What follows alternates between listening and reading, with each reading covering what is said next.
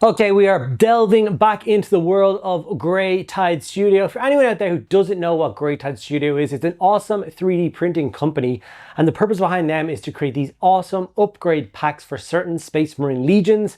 They've done Dark Angels, Black Templars, Ultramarines, Blood Angels, Salamanders, and now they're moving on to Legion of Damn with the Cursed Company. They've done Space Wolves as well. I've never got around to doing their Dark Angels Dreadnought, unfortunately. It's something I still want to manage to do, but I have done Blood Angels, Black Templars, Space Wolves, and Salamanders, which is a Redemptor Dreadnought chassis. And then bolted on top of those are all the extra parts to make the Dreadnoughts match the Legion they're supposed to belong to. And they look absolutely incredible. Well, in today's video, I'm adding to that Dreadnought collection by adding the Legion of the Damned Dreadnought, which was a lot of fun to do. Obviously, lots of skulls and fire and branding and tabards and all sorts of other cool bits and pieces will be added to that to make it stand out and obviously matching with these awesome dreadnoughts. So it's going to be a fun little project, and I'm going to show it to you in detail in this video. Before I get into that, I just want to say a huge thank you to everyone out there that is continuing to support the channels in all the myriad of ways it is possible to do so. Liking videos, watching videos, and dropping comments if you have questions, and making sure you're subscribed to all three channels. Please do that. It costs you nothing. But it makes a huge difference in how many people see these videos and how quickly the channels grow. And Annie, there goes the extra mild supports over on Patreon. From the bottom of my heart, thank you guys so much. You keep the lights on, the cameras rolling. If you want to know a little bit about that, there's a link down in the description below to check out the Patreon. There's a million different reasons to get involved. You get access to a private Discord server, you get extra videos, you get podcast episodes, community showcases, painting competitions, all sorts. And we do monthly giveaways. This one, we are giving away a full, completely sealed Armageddon box that will be given out to one lucky patron, announced very soon. So if you want to be with a chance of winning that, check out Patreon, linked below. Okay, without further ado, let's dive in and start working on this Cursed Company Dreadnought. And Grey Tide Studio strikes again with another awesome set of parts. So obviously I've got my standard Redemptor Dreadnought. I built it up, and then I just slapped all these awesome parts on it. So knee pads, there's a nice like cod piece, big shoulder armor, there's a bit for like going around the neck. The sarcophagus bit is bursting open, there's a fiery skeleton coming out. New shoulder pads, new back piece, which obviously replaces the missile launcher, which I think is really cool. And then I've added a bunch of extra flaming sections which come in the original Cursed set 1, which just added all of the bits. I have like fire exploding out all over the place, which is really cool. I think I got the model sprayed black, and then I debated with myself for ages. I did decide to go and spray it with bone and work up through contrast, but it was a really hard decision because obviously this thing is mostly black, and I wasn't really sure what direction I wanted to go with when it came to the painting, but in the end I decided to go with this and trust my gut and just go for it. So Black Templar contrast was then painted onto all of the flat armor panels that exist across this entire dreadnought. As you can see, I'm not just slapping it on with a big brush and just moving it all around. I am carefully painting the black contrast onto all the panels, one panel at a time, making sure that it doesn't pool and it doesn't leave brush strokes or streaks or any torn paint or anything like that behind. And if you do spend that extra bit of time doing this, you will be left with actually quite a nice looking result for black armor with just the contrast. Now we are going to be building it up with shades and layers later on, but it's a really nice starting point. And obviously we haven't covered the scroll work or the skulls or the fire or any of those in our black if we had gone messy, which means that they can then themselves take contrast paints and be started up really easily. So once the black is all in place, we're going to move over to our lead belcher paint. And we are going to paint this across all of the trim, just to kind of add a little bit of color to it. And obviously there's a bunch of chains hanging down and a bunch of different extra details, the smokestacks on the back, and a lot of the legs are done in just solid silver. So just go in, take your time, find all those different sections and block them in with your lead belcher paint. Once again, being careful not to hit anything else with. There's some gold that we are going to do later on. We don't want silver undercoat for that. Lots of bone. We don't want a silver undercoat for that. So like I said, be careful and just don't go crazy. After that, we are going to move on to Retributor Armor Gold for any of the other kind of more special looking details. And there is a couple of bits and pieces out there for this where you're going to knock them out gold. The kind of hanging lanterns I decided to do in gold. There's a huge symbol on his kind of shoulder guard there, and just a few other bits and pieces that you will see stand out a little bit from the other details, which like I said, I'm just going to block in gold. Legion of the Damned themselves aren't regularly known for being, over the top when it comes to gold. Their flair comes from, the amount of fire that's kind of brimming off them at all times. Agarose Dunes, being the darker of the kind of tan colored contrasts, was used to base coat in all of the skeletons, skulls, bones, any of those sections that exist across this model, and there is quite a lot. So I did take my time and make sure I didn't miss them. As you can see, like even the shoulder guard with my thumb on it there, you can see all the chains have skulls in between them. It's really, really cool. Really, really nice detail. And basically I had to make the decision whilst I was painting how to separate them, because if you look at going across the top of both shoulders and across the entire top, it's a mound of skulls and candles all mixed in together. And I didn't want to go kind of acrylic red candles or anything else like that. I wanted to keep them like candle-esque looking, which means I had to paint the skeletons and the candles in a different way so they read as slightly different at the end. So yeah, Agarose Dunes for all the skulls, and then Skeleton Horde, because it's actually lighter, is going to be used to base coat in all of the parchment work, all the scrolls, all the books, and all of the candle wax is going to get a base coat of that.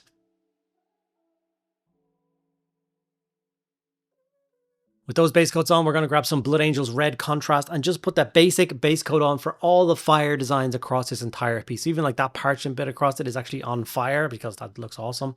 Now, I did do something slightly different. It was an artistic choice. I just went for it. I don't care. I knew it wasn't exactly flames.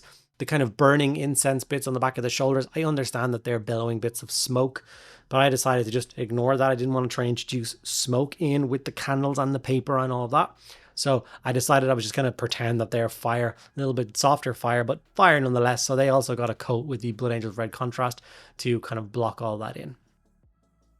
Now, with all of those basic coats on and the model looking quite nice, it's time to shade it all down. And this is where I reached for the Army Painter Black Tone.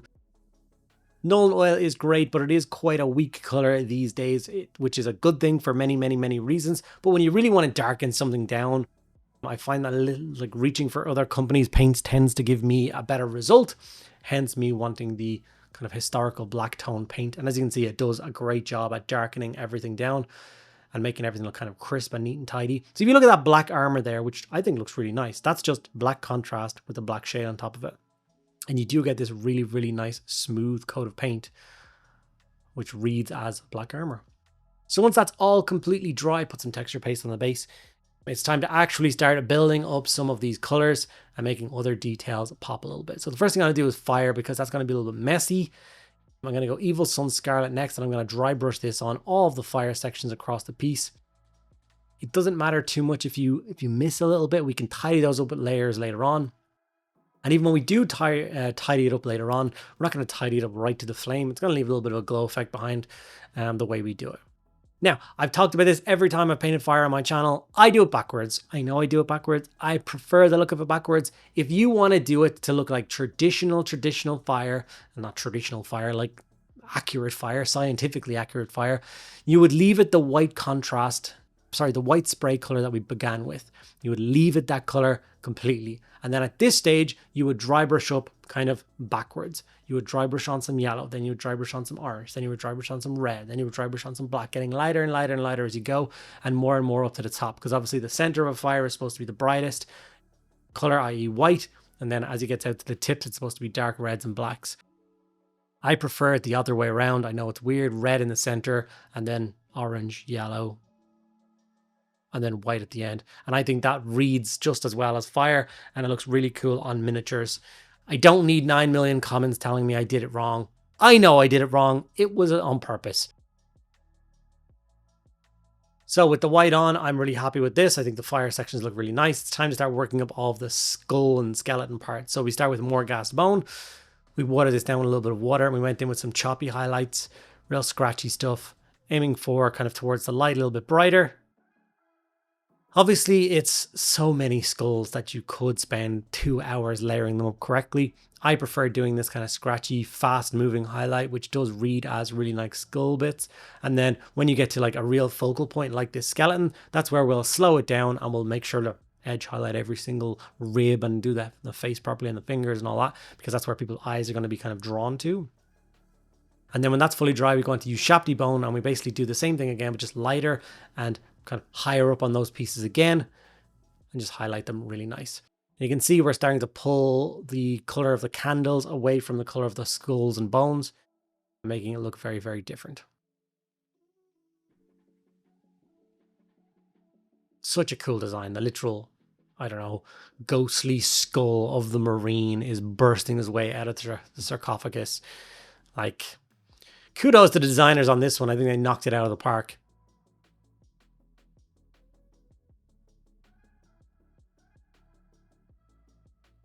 Okay, next we move on to all the parchment. So I went 50-50 pallid witch flesh and Zandri dust to give me my first color. And I did the same thing I did with the skulls. I did some kind of scratchy highlights with this. I'm not looking for a solid coat. I'm not going right up to the flame. A little bit of a glow works a treat for selling the effect. And like I said, the parchment color and the candle color is going to be the same. I don't want 3 different kind of tan colors or kind of parchmenty bone colors on the model. So yeah, painted up all the candles as well. And then went to pure pallid witch flesh for the kind of final highlight of that. And as you can see, much less solid, more kind of scratchy edge highlight lines. And painting it up around all the candle tops and stuff like that. Any of the drippy wax bits got highlighted with this color. And then the rest of it got left alone. You can even see that shoulder with the fire and the parchment, the black and the silver. It's really starting to sell. It's really starting to look really nice, which I love. Now, I wanted to make the fire pop just a tiny bit more, so I did go for a Lamenter's yellow glaze. Now, Lamenter's yellow glaze doesn't actually exist anymore, so if you do decide that you want to follow along and do this with me, you can grab yourself a 2 Thin Coats yellow glaze. It's exactly the same color. It's the place where I go and get my refills of it these days for my Death Guard armies, and it works a treat. But it's just going to blend those colors in together and make the fire just look a little bit more bright and vibrant and stand out a little bit more against kind of black and silver. And then a very quick highlight of the black and silver. So Corvus black and just a little bit on the higher points, the more kind of flatter panels. We're just going to add a little bit of a highlight in there. Smooth out if we have managed to leave any kind of brush strokes or anything like that behind. I didn't really find any, but it'll help the armor pop a little bit more. And obviously Corvus black is black with a touch of grey to it. So it does work as a really nice and really simple highlight for the color. And then back into Leadbelcher to re-highlight all of that trim with just a little kind of quick highlight on the higher points, just to make it look, like I said, neat and tidy and blend in with all the other kind of layered up sections. And with that, we are left with a fairly awesome looking Legion of the Damned Dreadnought. And their bundle is, of course, called the Cursed Company. So Cursed Company sets 1 and 2 will give you all the parts needed to follow along and do this. Cursed Company 2, which is a much larger selection of parts, is actually the newest release from Great Tide Studio. So do make sure you check out their stuff. I'll leave their My Mini Factory page linked down below if you want to check out those parts for themselves and see all the awesome bits they can do.